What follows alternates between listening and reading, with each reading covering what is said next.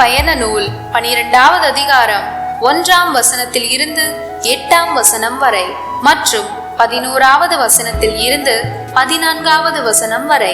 எகிப்து நாட்டில் ஆண்டவர் மோசேயுக்கும் ஆரோனுக்கும் பின்வருமாறு கூறினார்: உங்களுக்கு மாதங்களில் தலையாயது இம்மாதமே, ஆண்டில் உங்களுக்கு முதல் மாதமும் இதுவே.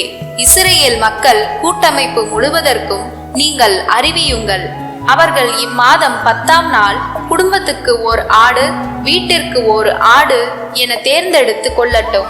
ஓர் ஆட்டினை உண்ண ஒரு வீட்டில் போதிய ஆள்கள் இல்லையெனில் உண்போரின் எண்ணிக்கைக்கும் உண்ணும் அளவுக்கும் ஏற்ப அண்டை வீட்டாரை சேர்த்து கொள்ளட்டும்.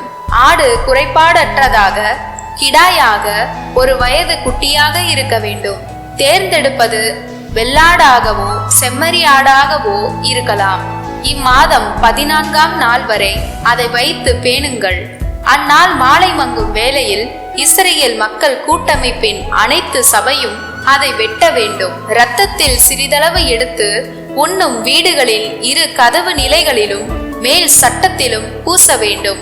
இறைச்சியை அந்த இரவிலேயே உண்ண வேண்டும். நெருப்பில் அதனை வாட்டி புளிப்பற்ற அப்பத்தோடும் கசப்பு கீரையோடும் உண்ண வேண்டும்.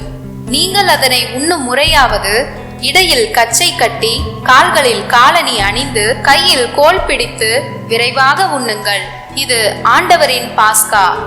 ஏனெனில் நான் இன்றிரவிலேயே எகிப்து நாடெங்கும் கடந்து சென்று எகிப்து நாட்டில் மனிதர் தொடங்கி விலங்கு வரை அனைத்து ஆண்பால் தலை பிறப்பையும் சாகடிப்பேன். எகிப்தின் தெய்வங்கள் அனைத்தின் மேலும் நான் தீர்ப்பிடுவேன். நானே ஆண்டவர். இரத்தம் நீங்கள் இருக்கும் வீடுகளில் உங்களுக்கு அடையாளமாக இருக்கும். நான் இரத்தத்தை கண்டு உங்களை கடந்து செல்வேன். எகிப்து நாட்டில் நான் அவர்களை சாகடிக்கும் போது கொல்லும் கொள்ளை நோய் எதுவும் உங்கள் மேல் வராது. இந்நாள் உங்களுக்கு ஒரு நினைவு நாளாக விளங்கும்.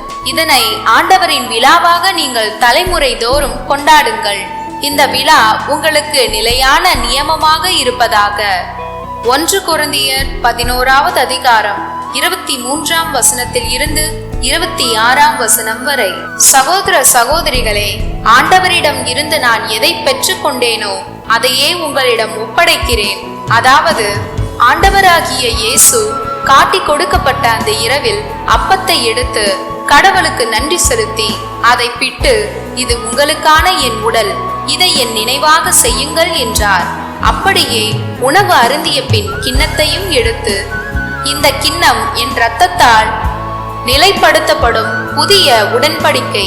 நீங்கள் இதிலிருந்து பருகும் போதெல்லாம் என் நினைவாக இவ்வாறு செய்யுங்கள் என்றார். ஆதலால் நீங்கள் இந்த அப்பத்தை உண்டு கிண்ணத்தில் இருந்து பருகும் போதெல்லாம் ஆண்டவருடைய சாவை அவர் வரும் வரை அறிவிக்கின்றீர்கள் என்றார்.